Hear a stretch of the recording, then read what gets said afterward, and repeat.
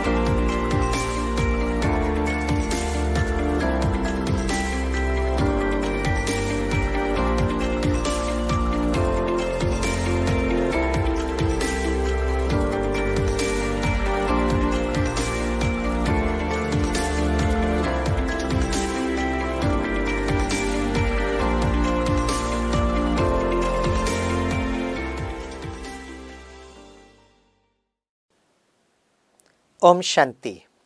Welcome back. आप सभी ने मिलकर बहुत खुशी से, बहुत आनंद के साथ व्यायाम किया, इसके लिए बहुत बहुत मुबारक हो। जब हम एक्सरसाइज करते हैं, खुशी से करते हैं, तो हमारे लंग्स में, फेफड़े में ऑक्सीजन फ्लो होता है और शरीर अच्छा फील करता है। लेकिन दोस्तों, जब फीलिंग की बात आती है, ये फीलिंग तो मन से होता ना। तो वर्तमान समय पर हमारा मन का मूड कैसा है?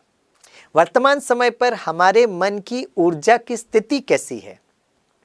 और दोस्तों, मन की ऊर्जा डिपेंड करता है मन के संकल्पों के आधार पर।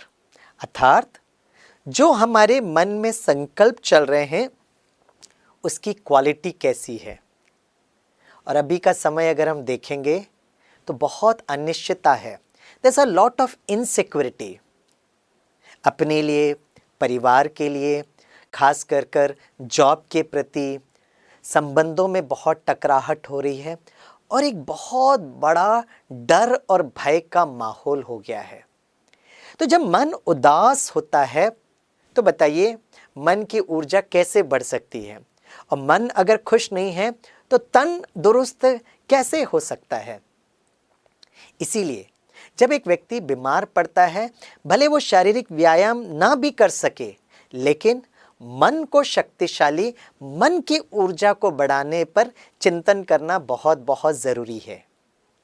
तो दोस्तों, आज का टॉपिक एनर्जाइजिंग लाइफ, जीवन में हम सकारात्मक ऊर्जा से कैसे भरपूर बने, ये हम 3 स्टेप्स में समझेंगे। The first step is storage of energy, अर्थात हमारे अंदर जो ऊर्जा का केंद्र बिंदु कौन सा है, फर्स्ट। सेकंड जो है, it is the flow of energy, हमारे अंदर जो ऊर्जा है उसका प्रवाह हमारे शरीर में और हमारे जीवन में। और तीसरा है, it is the application of energy, हमारे अंदर जो ऊर्जा है उसका हम जीवन में कहाँ प्रयोग करें और जीवन में कहाँ उपयोग करें। Storage of energy, flow of energy and application of energy, ऊर्जा का केंद्र बिंदु, ऊर्जा का प्रवाह और ऊर्जा का प्रयोग एवं उपयोग। इस बात पर आज के सेशन में हम चर्चा करेंगे। दोस्तों, इस ऊर्जा का उत्पादन की थ्योरी हम सिंपल सा एक एग्जाम्पल से समझने की कोशिश करेंगे। जैसे सूर्य जो होता है वो ऊर्जा का स्रोत होता है, केंद्र बिंदु है वो। तो सूर्य से प्रकाश का प्रवाह होता है, हमारे धरती पर पड़ती है और हमारे धरती में जीवन व्यवहार और निर्वाह होता है, राइट। अगर हम हाइड्रोलिक एनर्जी की बात करें, अगर हम जल शक्ति की बात करें, तो ऊर्जा का जो केंद्र बिंदु होता है और वो होता है डैम। हमको पता है डैम में पानी का संग्रह होता है, फिर पानी का प्रवाह होता है और पानी जो होती है वो ऊंचाई से नीचे की तरफ आती है, टरबाइन रोटेट होता है जिसके कारण हम प्रकाश उत्पादन कर सकते हैं और ये प्रकाश का प्रयोग एवं उपयोग हम अपने घर में अलग अलग अप्लायंसेस में हम यूज़ करते हैं। So my dear friends, let us discuss on the first point, the storage of energy, ऊर्जा का केंद्र बिंदु कौन सा है।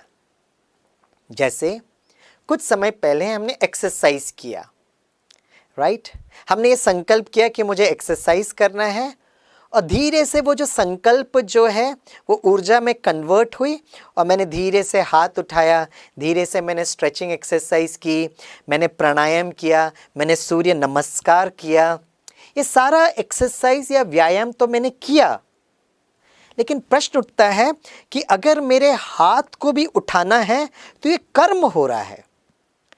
तो ये जो ऊर्जा जो है जिसके द्वारा मैं अपना हाथ उठा रहा हूँ, उस ऊर्जा का केंद्र बिंदु कहाँ पर है और कौन है। मैं आपको एक सिंपल उदाहरण से समझाने की कोशिश करता हूँ। जस्ट इमेजिन करिए दोस्तों, एक व्यक्ति रस्ते से चल के जा रहा है और अचानक उसका एक्सीडेंट हो जाता है, तो लोग उसको पकड़कर हॉस्पिटल लेकर आते हैं। डॉक्टर्स कहते हैं bring the patient in, doctors उन पर ऑपरेट करते हैं। Unfortunately the patient is brought late, इससे पेशेंट की मृत्यु हो जाती है। तो डॉक्टर क्या कहते हैं, डॉक्टर अपने वार्ड बॉय को बुलाते हैं और कहते हैं टेक द बॉडी आउट। आते वक्त पेशेंट और जाते वक्त बॉडी, अर्थात पेशेंट और बॉडी के बीच में कुछ अंतर है। जैसे एक व्यक्ति को समाज के प्रति बहुत अच्छी भावना है, वो कहेगा मृत्यु के बाद मैं अपने कॉर्निया को डोनेट करूंगा, मैं अपने दिल को डोनेट करूंगा, मैं अपनी किडनी को डोनेट करूंगा, और वो विल पेपर लिखता है और मृत्यु के बाद उस व्यक्ति के कॉर्निया को निकालकर हम दूसरे व्यक्ति पर फिट कर सकते हैं और वो आंखें देख पाती है। हमारा हार्ट यहाँ काम नहीं करता है, लेकिन अगर हमने उस हृदय को ओपन हार्ट ट्रांसप्लांट करते हुए दूसरे किसी शरीर में हमने ट्रांसप्लांट किया तो वहाँ वो दिल धड़कता है। हमारा किडनी यहाँ काम नहीं कर रहा है, लेकिन ये किडनी को अगर हमने दूसरे शरीर में फिट किया तो किडनी वहाँ काम करती है। प्रश्न उठता है कि वो यहाँ क्यों नहीं काम कर रहा है। हॉट आयरन बॉक्स जिसे हम प्रेस करते हैं, राइट, हम उसको टच करते हैं, बहुत गर्म होती है, इमीडिएटली हम अपने हाथ को निकाल देते हैं, करेक्ट। लेकिन मृत्यु के बाद सारा का सारा शरीर आप अग्नि में डाल दीजिए, उफ तक नहीं करती है। क्यों नहीं करती है?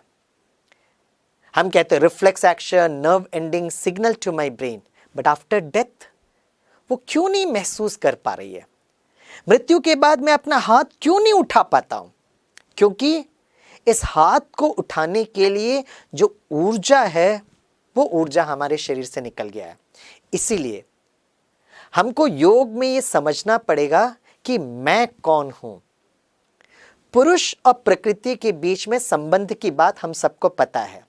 तो प्रकृति हमारा जो शरीर जो 5 तत्वों से बना हुआ है, धरती, जल, वायु, आकाश और अग्नि। लेकिन इस पंचभूतों के पुतले को चलाने वाली मैं इस शरीर से अलग, मैं अति सूक्ष्म चैतन्य शक्ति हूं, जिसको आत्मा कहते हैं, सोल कहते हैं, रूह कहते हैं। लेकिन दोस्तों विज्ञान की भाषा में उसको ऊर्जा कहते हैं या एनर्जी कहते हैं। और जब ये भ्रुकुटी के बीच में जब ये एनर्जी ऊर्जा प्रवेश करती है, तब हम अपने कर्मेंद्रियों से कर्म करते हैं। दोस्तों आप पूछेंगे ये ऊर्जा को समझना क्यों बहुत ज़रूरी है? ये इसलिए ज़रूरी है क्योंकि आज जो आपको और हमको जो डर लग रहा है ना, वो मृत्यु का भय है। लेकिन जैसे हमें समझ में आ जाता है कि मैं शरीर से अलग एक अति सूक्ष्म ज्योति बिंदु आत्मा हूँ, आत्मा जो अजय है, अमर है, अविनाशी है, धीरे धीरे मैं इस मृत्यु के डर से ऊपर उठने लगता हूँ। और जैसे ही मैं ये श्रेष्ठ संकल्प महसूस करता हूँ, मुझे कोई डर नहीं, मुझे कोई भय नहीं। दोस्तों जैसे ही हमें ये ज्ञान मिलता है कि मैं शरीर से अलग एक अति सूक्ष्म चैतन्य शक्ति हूँ, धीरे धीरे मैं डर और भय से विस्मृत होता हूँ। मैं उस डर से बाहर निकलता हूँ और मेरे अंदर जो ये ऊर्जा होती है वो सकारात्मक ऊर्जा बनने लगती है। इसलिए एनर्जाइजिंग लाइफ में हम सबसे पहले ये महसूस करें कि मैं ये शरीर नहीं हूँ, मैं एक चैतन्य शक्ति आत्मा हूँ। चलिए दोस्तों हम प्रकृति के सुंदर सानिध्य में जाते हैं, जहाँ प्रकृति के 5 तत्वों के बीच में ये शरीर अच्छा फील करेगा। और वहाँ पर हम जब स्वयं को महसूस करेंगे तो धीरे धीरे हमारी अंदर शक्ति बढ़ने लगती है। मैं बहुत स्नेह से, बहुत प्रेम से आप सभी को प्रकृति के सानिध्य में निमंत्रण देता हूँ। चलिए मैं अपने आप को प्रकृति के सानिध्य में लेकर जाता हूँ। आवाज़ की दुनिया से दूर, चारों तरफ एक सुंदर सी प्रकृति जो शांत होकर मन को स्पर्श कर रही है। सूर्य की किरणें, हवा का झोंका, पानी की लहरें, विशाल आकाश तत्व, और मैं बैठा हूँ धरती माँ के गोद में। मैं अपने मन के संकल्पों की गति को धीरे धीरे कम करता हूँ और चारों तरफ के शुद्ध ऊर्जा को मैं महसूस कर रहा हूँ। मेरा शरीर स्वस्थ और निरोगी है। मैं इस शरीर में भ्रुकुटी के बीच में ऊर्जा का केंद्र बिंदु हूँ। मैं एक अति सूक्ष्म ज्योति बिंदु आत्मा हूँ। मैं आत्मा अजय, अमर, अविनाशी एक चैतन्य शक्ति शक्ति हूँ। मैं एक चमकता हुआ सितारा हूँ। मेरे अंदर असीम ऊर्जा है। मैं ऊर्जा का भंडार हूँ। मैं आत्मा इन आँखों से देखता हूँ, कानों से सुनता हूँ, मुख से बोलता हूँ और अपने कर्मेंद्रियों द्वारा कर्म करता हूँ।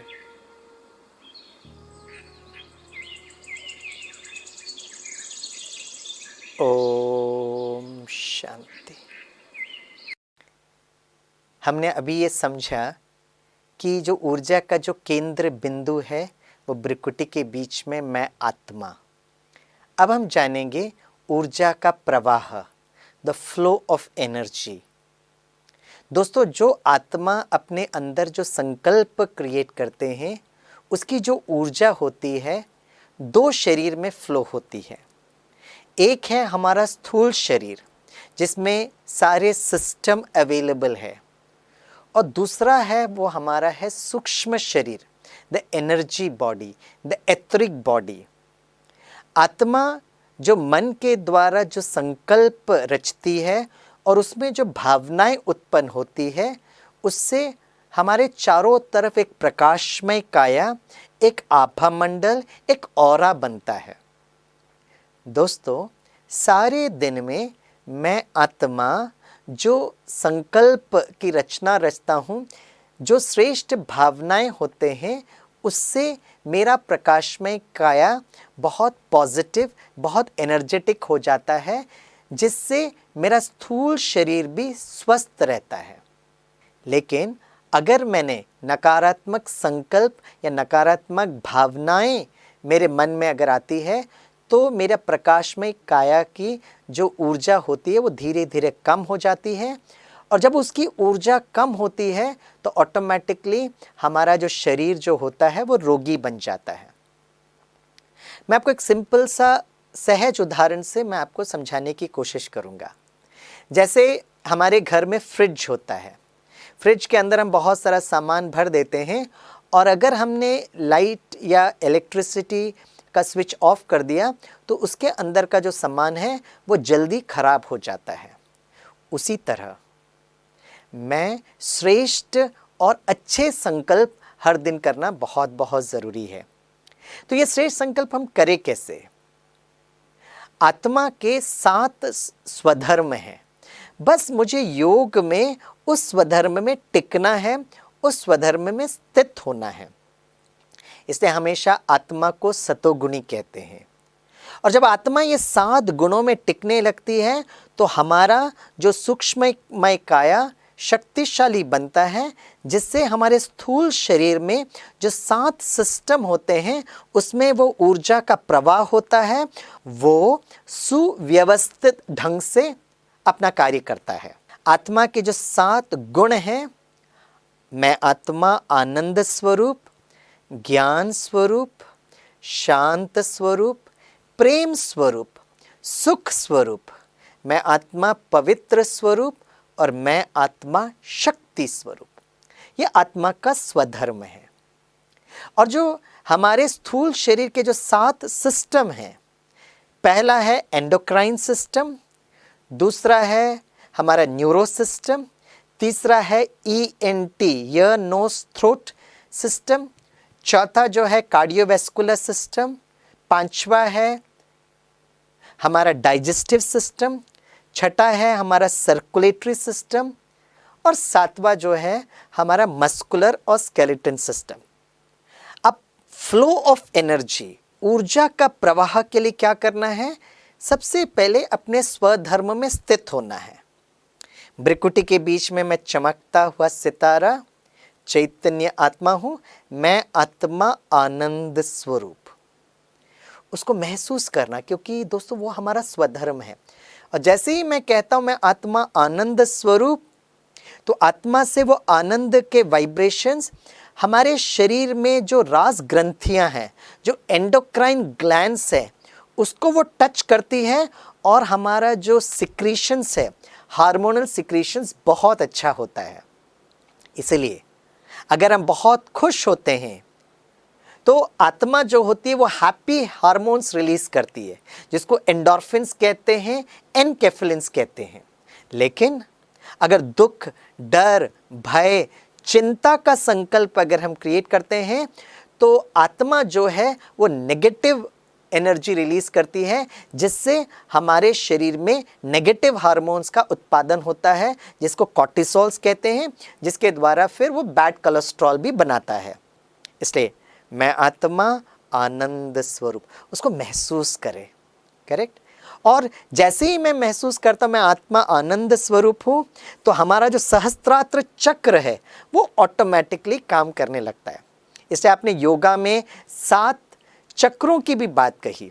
ये 7 चक्र कोई स्थूल शरीर में नहीं है दोस्तों, लेकिन वो हमारे ऊर्जा के काया में है, हमारे प्रकाशमय काया है, और उसको कहते हैं भावनात्मक केंद्र बिंदु। They are called as emotional centres, right. तो जैसे ही मैं महसूस करता हूं मैं आत्मा आनंद स्वरूप हूं, तो हमारा सूक्ष्म शरीर का सहस्त्रात्र चक्र खुल जाता है। स्वदर्शन चक्र फिराने से, अर्थात स्व का दर्शन करने से, हमारे प्रकाशमय काया का हर चक्र काम करने लगता है, जिसका प्रभाव वो हमारे स्थूल शरीर में पहुंचता है। जब आप किसी हॉस्पिटल में जाते हैं ना, तो वहाँ पर आप देखेंगे कोई पेशेंट लेटा हुआ है। अब उसका शरीर तो बहुत कमज़ोर है, अब वो शरीर के द्वारा तो वो शारीरिक व्यायाम नहीं कर सकता है, लेकिन लेटे हुए भी वो श्रेष्ठ संकल्प कर सकता है, क्योंकि उसका स्वधर्म ये 7 गुण है। तो जैसे ही वो ये श्रेष्ठ संकल्प करता है तो ऑटोमेटिकली उसके आत्मा के अंदर जो बल है वो प्रवाह होने लगता है, और धीरे धीरे उसकी जो शरीर की जो प्रतिरोधक शक्ति है वो भी बढ़ने लगती है, और वो जल्दी ठीक होकर वापस आ सकता है। और ऐसे ऊर्जा के प्रवाह के लिए आत्मा के 2 फैकल्टी को यूज करना है, एक है मन और दूसरा है बुद्धि।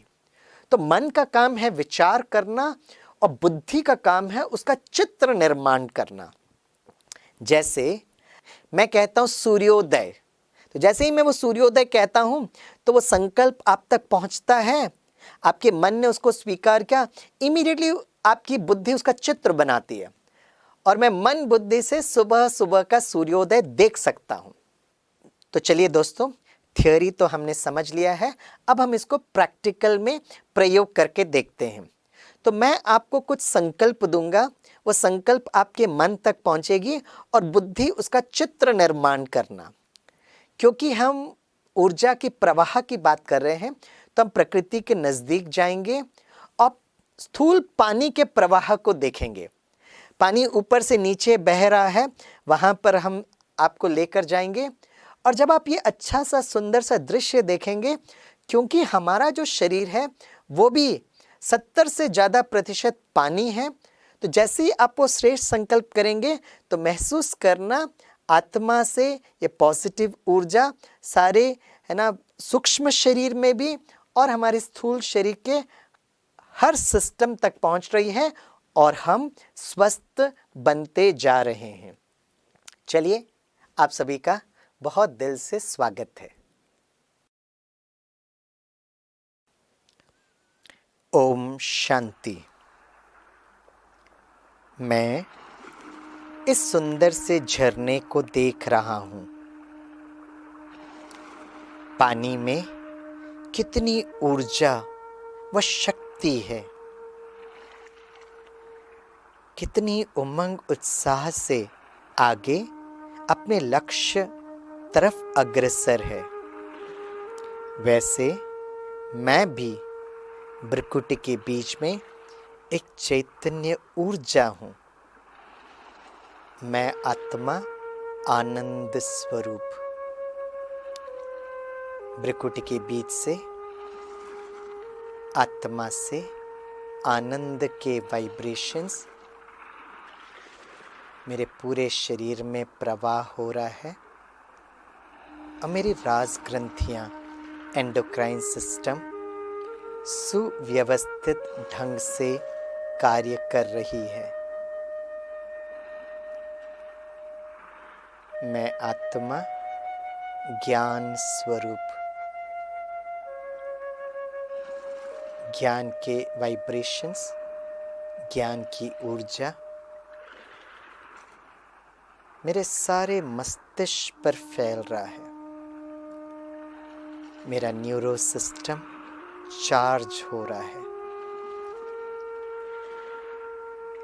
मैं आत्मा शांत स्वरूप, शांति के वाइब्रेशंस मेरे ENT ईयर नोज थ्रोट तक पहुंच रही है। मैं आत्मा प्रेम स्वरूप, प्रेम के वाइब्रेशंस एक झरने की तरह बह रहा है। मेरे चारों तरफ प्रेम का आभा मंडल, और ये प्रेम के वाइब्रेशंस मेरे दिल को बहुत सुकून दे रही है।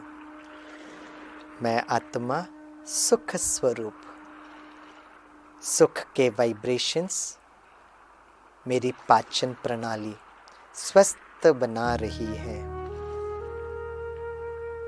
मैं आत्मा पवित्र स्वरूप, मेरा रक्त पवित्र बनता जा रहा है। मैं आत्मा शक्ति स्वरूप, शक्ति के वाइब्रेशंस मेरे शरीर के हर सेल तक पहुंच रही है और मेरे शरीर की जो मांसपेशियां और हड्डियों को शक्तिशाली बना रही है। मेरे चारों तरफ एक सकारात्मक ऊर्जा का आभा मंडल बन गया है। ओम शांति। अभी तक हमने इस टॉपिक एनर्जाइजिंग लाइफ में दो बातें देखी। एक तो स्टोरेज ऑफ एनर्जी, ऊर्जा का केंद्र बिंदु मैं आत्मा। दूसरी बात हमने देखी द फ्लो ऑफ एनर्जी, ऊर्जा का प्रवाह। अब जो हम डिस्कस करेंगे last and final part is the application of energy, इस ऊर्जा का प्रयोग और उपयोग। मैं आपको एक व्यक्तिगत अनुभव आपके साथ शेयर करना चाहूँगा। कुछ समय पहले मैं जो NSG कमांडोज को एक सेशन ले रहा था, और आप सभी जानते हैं जब भी हमारे शहर में या देश में कोई डिज़ास्टर होता है या कोई इमरजेंसी होती है तो हम बहुत प्यार से ये ब्लैक कैट कमांडोज या NSG कमांडोज को याद करते हैं। जब मुंबई कुछ वर्ष पहले जल रहा था तो वो दृश्य हमारे मन में आज भी अंकित है। जैसे वो ताज के ऊपर वो हेलीकॉप्टर से वो NSG कमांडोज उतरे और हम सभी की सुरक्षा और रक्षा किए। हम उनके लिए बहुत बहुत दिल से धन्यवाद भी देते हैं। तो जब मैं NSG कमांडोज को सेशन ले रहा था तो मैंने उनको यही बात बताई कि आप अपना रोल प्ले करते हुए, जो सभी रोल प्ले कर रहे हैं वो रोल प्ले करते हुए अपने रियल कॉन्शियसनेस में आना। सारे दिन में दोस्तों हम बहुत सारा रोल प्ले करते हैं, चाहे घर में, चाहे बाहर, चाहे ऑफिस में।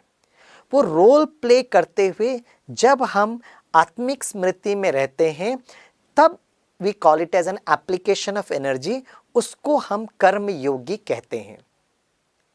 मैंने NSG कमांडोज को कहा आप 7 गुणों में 3 गुणों का एप्लीकेशन हर दिन जरूर करना। भ्रिकुटी के बीच में चमकता हुआ मैं सितारा, मैं आत्मा शांत स्वरूप, मैं आत्मा प्रेम स्वरूप और मैं आत्मा शक्ति स्वरूप। ये तीनों का हर पल हर क्षण में वो स्मृति रखना बहुत ज़रूरत है। अब जब मैं कहूँगा मैं आत्मा शांत स्वरूप हूँ तो अपने कलीग्स, अपने फ्रेंड्स के साथ, ऑफिस में या अपने बडीज के साथ अब शांत स्वरूप रहना बहुत ज़रूरी है। जब आप घर में जाते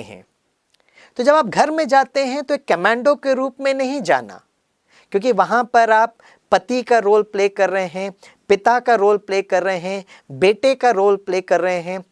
तो जब आप घर में जाएंगे, क्योंकि रोल आपका चेंज हो रहा है, उस समय आप महसूस करना, मैं ब्रकुटी के बीच में एक चैतन्य ऊर्जा हूँ, मैं आत्मा प्रेम स्वरूप।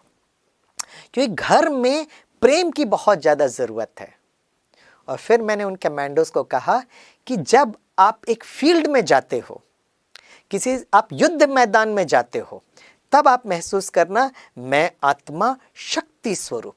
क्योंकि वहाँ पर आपको परिस्थिति से सामना करना बहुत बहुत ज़रूरी है। तो आत्मा के जो गुण हैं, आत्मा के स्वधर्म को महसूस करते हुए हमें जीवन में अप्लाई करना बहुत बहुत ज़रूरी है। शांति, प्रेम और शक्ति, आप इसको अपने जीवन में भी अप्लाई कर सकते हैं। जैसे अभी वर्तमान समय में आपको कभी कभी लगता होगा मेरा बिजनेस ऊपर नीचे हो रहा है, बच्चों की पढ़ाई क्या होगा। अब यहाँ पर मन में इतने सारे संकल्प चल रहे हैं कि आपको नया रचनात्मक कोई आइडिया शायद मन में आएगा ही नहीं। चिंता करके फायदा नहीं है दोस्तों। चिंता करने के बजाय स्वचिंतन करना है और प्रभु चिंतन करना है। जैसे अगर आप इस कश्मकश में हैं कि मैं इस समय क्या करूं, सबसे पहली बात, मन को शांत रखें। क्योंकि हर ताले की चाबी होती है। जैसे पानी होता है ना, पानी में बहुत हलचल है और उस पानी के हलचल के नीचे आपकी चाबी पड़ी हुई है और आपकी चाबी सिर्फ आपको दिखाई देगी। तो करना क्या है, जब हम मन को शांत रखते हैं, बुद्धि में श्रेष्ठ चित्र बनाते हैं, तो हलचल जो है, जो हमारी मन और बुद्धि की अवस्था के लिए कहा गया है, उसके नीचे आपको एक नया रचनात्मक हल या निवारण या समाधान मिल सकता है। इसीलिए हम कुछ समय निकालते हुए मन को शांत, मन को शीतल करें, जिससे हम अपने प्रॉब्लम का निवारण ज़रूर कर सकते हैं। दूसरा सबसे बड़ा फ़ायदा ये होगा कि जब हम मन को शांत और प्रेम स्वरूप रखेंगे तो हमारे आपस में जो संबंध है वो भी बहुत मधुर और बहुत मिठास हो सकते हैं। और लास्ट और बहुत इम्पॉर्टेंट बात कि हम पूरा दिन स्वचिंतन करते हुए दिल से ईश्वर को हम धन्यवाद दें, क्योंकि परमात्मा ने इतनी सुंदर प्रकृति दी है, परमात्मा ने इतना अच्छा शरीर दिया है। तो बीच बीच में दिल से जब हम ईश्वर को याद करते हैं तो शक्ति का प्रवाह ऊपर से नीचे की ओर बहता है। हम सबको पता है, हम सर्वात्माओं के पिता परमात्मा शांति के सूर्य, प्रेम के सागर, शक्ति के स्रोत हैं। तो जैसे ही हम मन और बुद्धि से उस परमात्मा को देखने लगते हैं तो वो ऊर्जा हमारे अंदर आने लगती है और उससे हमारा शरीर भी स्वस्थ होता है, हमारे संबंध बहुत मधुर होते हैं और हमारे कार्य क्षेत्र में हमको सहज सफलता मिलने लगती है। तो चलिए दोस्तों, चलते फिरते भी, कर्म करते हुए भी मैं आत्मा इस शरीर के द्वारा शांत स्वरूप, प्रेम स्वरूप, शक्ति स्वरूप होकर मैं कर्म कर रहा हूँ। ये स्मृति ही योग है और इससे हमारे जीवन में सहज समृद्धि आ सकती है। ओम शांति।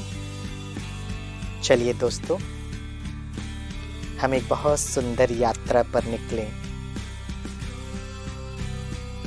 मैं मन और बुद्धि के द्वारा महसूस करती हूँ कि मैं आत्मा शांत स्वरूप हूँ।